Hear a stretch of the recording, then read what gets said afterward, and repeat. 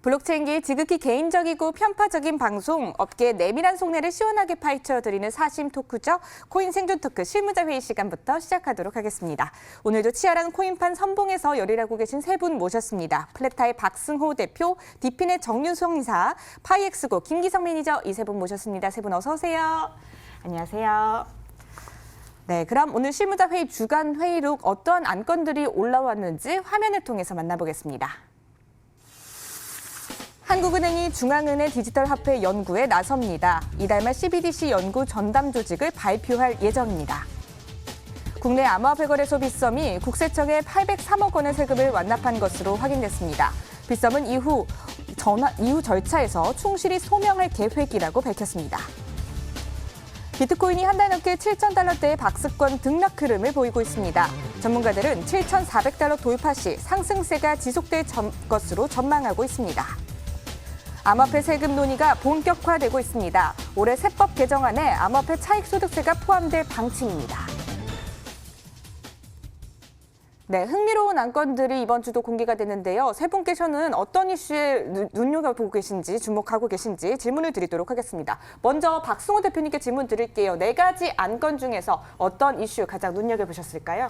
우선은 첫 번째 이슈의 CBDC 연구사상 한국은행의 이슈에 눈길이 가는데요. 네. 한 두 달 전이었나 원래 한국은행에서 그 블록체인 전문가를 뽑는 공고문을 한번 낸 적이 있습니다. 그래서 박사 이상의 이제 블록체인 전문가를 공고를 했었는데 그때 당시에는 이제 암호화폐 발행에 대한 문의나 이런 내용에 대해서 부정적인 의견을 피력을 했어요. 그냥 블록체인에 대해서 본인들이 어떻게 활용할 수 있는지 연구를 하려고 한다라고 했지만 두 달 만에 지금 암호화폐 발행에 대한 검토를 하고 있다라고 얘기한 거에 대해서는 정부에서도 결국에는 이 암호화폐도 긍정적인 면을 지금 한번 살펴보고 있는 게 아닌가 하는 생각이 들고요. 그다음에 이제 빗썸 세금건인데요. 오늘 803억 원을 완납했다는 뉴스 나왔습니다. 그래서 803억 원이 어떻게 보면 작은 돈이 아닌데 이 803억 원이 국세청에서 부과를 했고 그걸 또 통크의 빗썸이 우선 완납을 하는 모양새가 되면서 굉장히 관심을 좀 끌고 있는 것 같습니다. 네, 이렇게 두 가지 이슈 꼽아주셨네요. CBDC 연구에 나선 한국은행 그리고 빗썸의 세금건 이 두 가지에 주목을 하고 계시다고 해주셨는데요. 정윤성 이사님은 그럼 어떤 이슈 눈여겨보고 계실까요? 네, 먼저는 오늘 뭐 속보라고 할 수 있죠. 이제 빗썸이 세금을 이제 완납을 했는데 분명히 그 빗썸 측에서는 어떤 이의 제기를 할 수 있는 그런 억울한 측면이 분명히 좀 있어 보입니다. 기존에 대주주가 했던 인터뷰도 볼 수 있고요. 그런 부분에서 봤었을 때 이번에 완납을 했었지만 그 이후에 이어질 수 있는 어떤 후폭풍 여기에 대해서 좀 얘기를 해봐야 될 것 같고요. 두 번째로서는 아무래도 요즘 그 암호화폐 시장이 너무나 좀 조용한 그런 부분, 또 연말도 끝나고 새해가 다가왔는데도 뭐 증시에서 보면 뭐 연말 때도 뭐 2200포인트도 돌파를 했었고 미국 증시도 상당히 좀 가파르게 상승하는 그런 부분을 보여주고 있고 뭐 산타랠리다 또 1월 효과다 이런 부분이 있는데 이것이 이제 비트코인 시장에서 전혀 그런 부분을 보여주지 못하고 있고요. 특히 최근에 이제 어떤 지지부진한 박스권의 모습을 보여주고 있고 또 한 가지로서는 이제 거래량 같은 경우가 상당히 좀 안 나오고 있는데 7,400%를 뚫어야지 이제 더 간다 이런 부분도 계속 얘기가 나오고 있고요. 결국에는 어떤 매물대를 뚫어주는지에 대한 부분, 지지부진한 부분, 특히나 이제 비트코인 같은 경우도 어느 정도의 그 박스권을 돌파를 해서 또 새로운 2020년도에 어떤 돌파구를 찾지 않을까라는 부분에 대해서도 좀 관심이 가고 있습니다. 네, 빗썸의 세금 완납 이슈 그리고 비트코인 시장에 대해서 이야기 나눠볼 만하다라고 얘기를 해주셨고요. 김기성 매니저님은 어떤 의견 갖고 계신가요? 네, 뭐 빗썸 세금 완납 이슈는 일단 방금 나온 소식이잖아요. 네.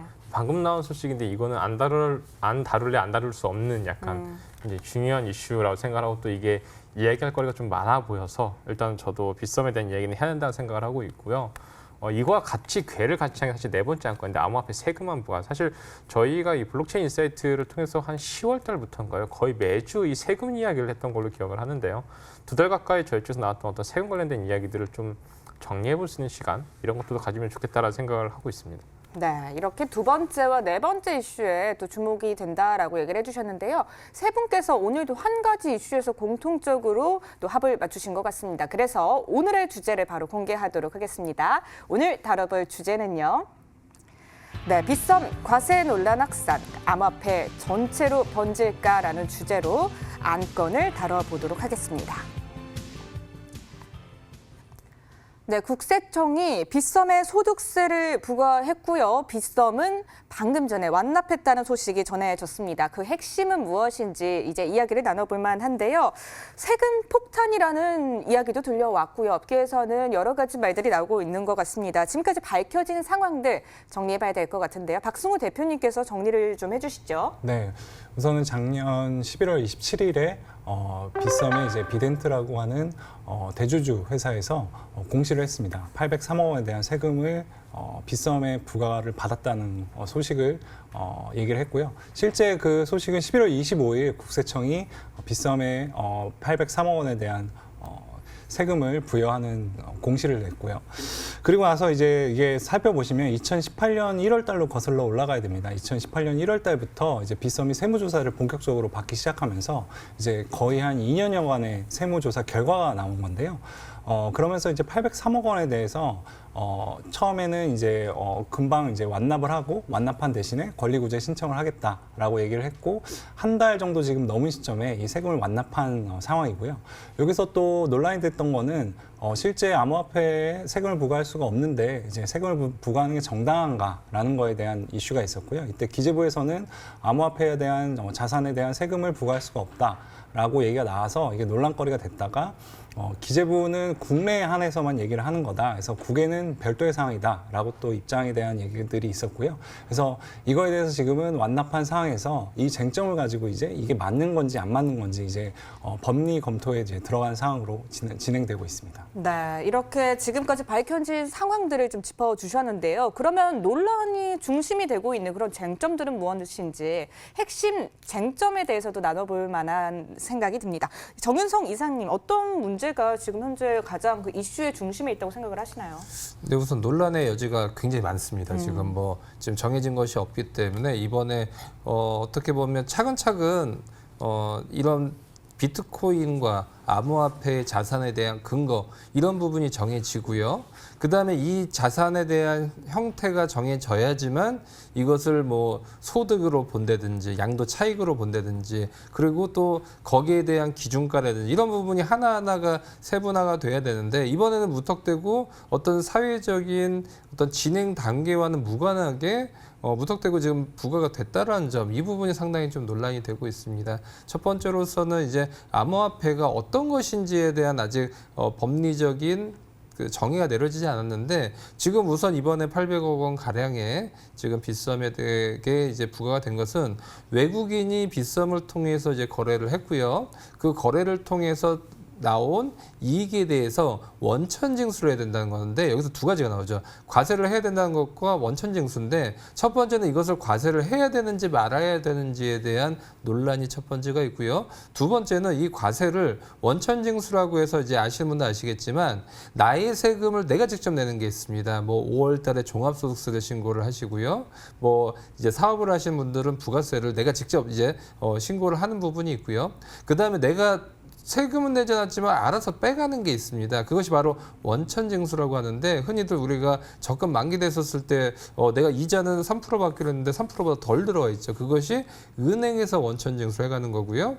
내가 급여소득세를 받을 때도 급여가 나는 월급이 300만 원인데 뭐 예를 들어서 뭐 200 얼마밖에 안 들어와 있어요. 그것은 몇십만 원 정도는 회사에서 원천징수를 하고 주는 거거든요. 그러면 이번에 이 원천징수를 과연 거래소가 해야 될지 말아야 될지에 대한 부분, 이 부분도 상당히 논란이 크다라고 볼 수가 있는데 제가 봤을 때 우선은 소득세에 대한 원천징수에 대한 부분 이것이 되려면 전산상에서 이 외국인이 들어왔을 때 기준가와 팔았을 때 소득에 대한 그 차익이 분명히 나와 있고 이것이 전산상으로 이제 결제가 다 모든 것이 돼야 되는데 그 부분이 아직 잘 안 됐을 것이 분명한데 이 부분에 대해서 너희들이 여기에 대해서 세금을 내야 된다 이런 부분도 좀 논란이 되고 있습니다. 네, 원천 징수 등 논란의 여지가 될 만한 부분들을 짚어주셨는데요. 그럼 궁금한 것이 이런 비슷한 상황 속에서 해외는 어떻게 또 대처를 하는지도 궁금해지네요. 김기성 매니저님은 어떤가요?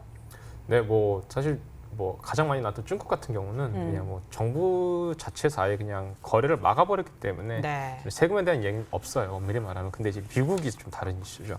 그러니까 미국 같은 경우는 각 주마다 좀 세법이 좀 다릅니다. 그래서 이제 뭐 어떤 주 같은 경우는 이제 트레이딩을 했는데 손실이 나는 경우는 세금을 환급도 해줘요. 네, 세금 이득이 나면 세금을 내기도 하고 이런 구조도 있고 어떤 곳은 그냥 이렇게 방금 말씀하신 것처럼 원천지수를 떼가지고 그냥 거래하는 것도 있는데 다만 미국 전체적으로 그러니까 미국 국가에서 전반적으로 지금 하원 쪽에서 이걸 준비하고 있다는 게 요즘에 보이고 있어요. 되게 재밌는 부분인데요. 사실은 이제 지금 말씀하셨던 것처럼 원천징수의 기준이 무엇이냐 그리고 그것의 대상이 외국인이냐 내국인이냐 되게 여러 가지 싸움들을 많이 하고 있잖아요. 국내에서는. 근데 네. 미국에서는 어떻게 하고 있냐면 되게 디테일하게 들어가고 있습니다. 예를 들어서 이런 부분이에요. 코인 같은 경우 특히나 메인넷이 있는 프로젝트 같은 경우는 메인넷이 개발되는 프로젝트 같은 경우는 이제 뭐 ERC20 토큰에서 갑자기 메인넷으로 넘어가게 되면 스왑을 하게 되잖아요. 그 스왑을 할 때 기준가를 얼마로 잡아서 세금을 매겨야 되는가 원가에 대한 부분이 있고요. 또는 상장하기 전에 가격이 책정이 되지 않은 시장에서 가격이 없는 에어드랍 같은 경우 원가 책정을 어떻게 해야지 세금을 낼 수 있느냐 이런 부분도 있고요. 더불어서 포크를 하드 포크 같은나 소프트 포크처럼 포크를 하는 경우에 있어서 이 포크를 진행을 했을 때 물론 이제 프로젝트 팀에서나 또는 뭐 노드들이 원해서 진행할 수도 있겠지만 노드도 사실은 51%가 동의를 했을 때 진행이 되는 거잖아요. 근데 그 외에 원하지 않는 포크를 당한 사람들에 대해서는 어떻게 할 것이냐. 이런 부분들까지 지금 하원은 SEC에다가 지금 자료 요청을 하고 있는 상황이에요. 네. 이 얘기는 무엇이냐면 법안을 만들겠다는 뜻이거든요. 아주 디테일하고 세밀하게 각각의 기준에 따라서 다 다른 세법을 적용시키겠다라는 게 일단 미국의 입장인 거죠.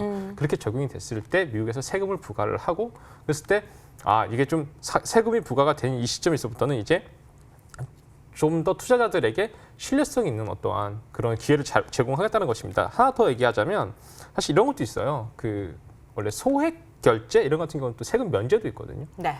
우리가 암호화폐를 어떤 사람들은 막 몇 억씩 사기도 하지만 어떤 사람들은 정말 소액 투자자. 저도 30만 원 투자 이랬었거든요. 그런 것들에 대해서 이것도 세금을 내야 되냐.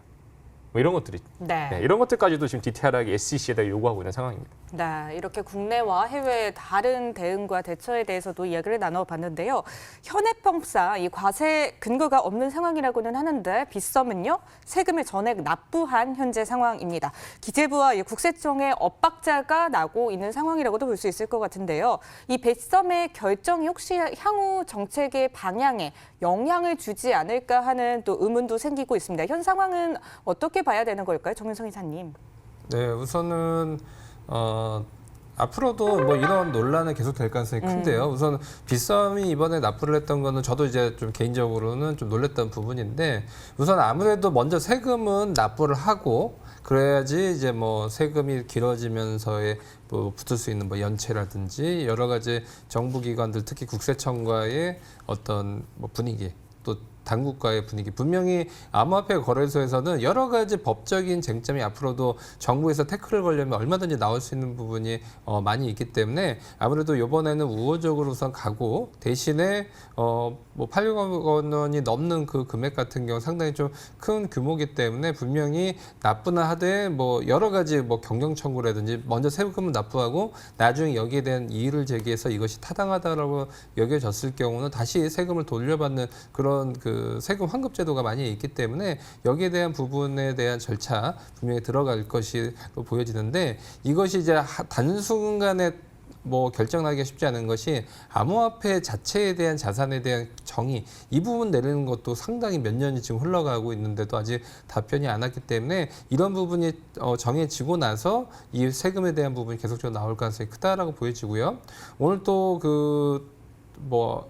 까마귀 날잡고 배 떨어진다라고 하죠. 오늘 그 빗썸이 납부를 하는 것과 동시에 업비트 같은 경우는 외국인들의 어떤 출금을 막는 그런 공지사항이 또 나왔다라는 얘기가 지금 나오고 있는데 이렇듯 다른 거에서도 지금 문제입니다. 왜냐하면 외국인에 대한 소득에 대한 부분을 과연 그러면 원천징수를 해야 되느냐 국세청은 이제 해야 된다고 봤거든요. 그러면 거래소는 지금 여기에 대한 부분 첫 번째로서는 지금 그 외국인인지 내국인인지 특히 그 암호화폐 거래소 가입하려고 하면 이메일 주소 한 번만 등록하면 바로 가입되고요. 핸드폰 인증 받으면 바로 거래라든지 출금 이런 부분이 거래소마다 좀 다르지만 대부분 좀 대동소이하게 좀 이루어지고 있거든요. 그러면 이것이 외국인인지 내국인인지 또 거주자인지 비거주자인지 이것을 다 알려고 하면 거래소 전체적인 그 고객에 대한 그 정보 이런 부분이 다 들어가야 되는데 또 이게 개인 정보에 대한 그런 부분도 또 들어가서 상충되는 부분도 분명히 있거든요.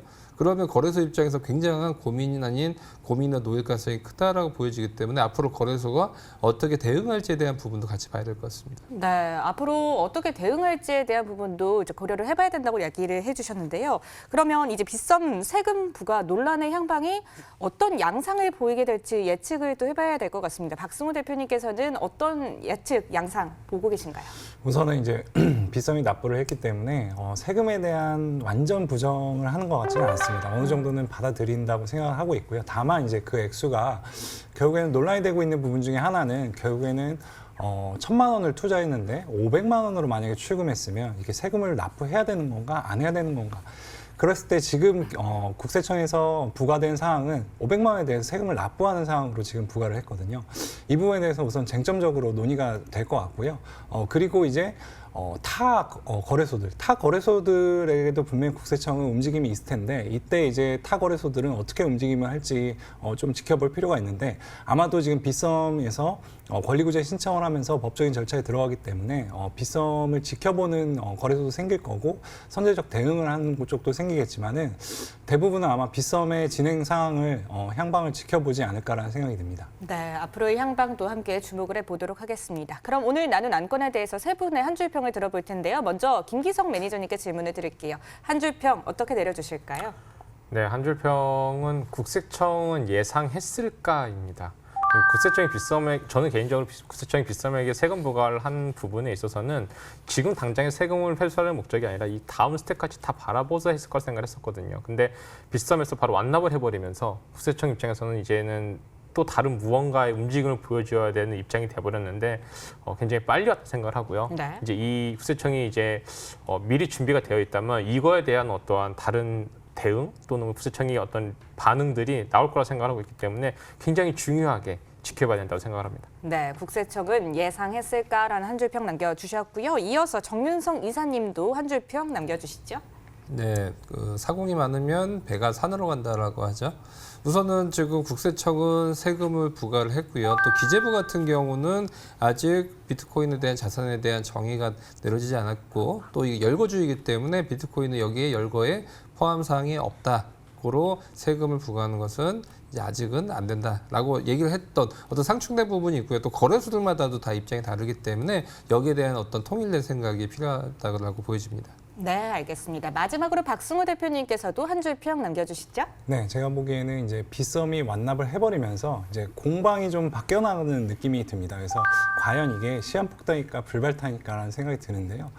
처음에는 이제 빗썸이 방어를 해야 되는 입장이었지만 완납을 해버리면서 국세청이 이제는 좀 공격에 대응을 해야 되는 입장입니다. 그래서 이 부분이 어떻게 되느냐에 따라서 향후 세금에 대한 논란이 방향성이 굉장히 많이 바뀔 것 같습니다. 네, 앞으로의 향방도 함께 주목을 해보도록 하겠습니다. 오늘 세 분과 함께 가감 없는 토크 나눠봤습니다. 오늘 함께 해주셔서 고맙습니다.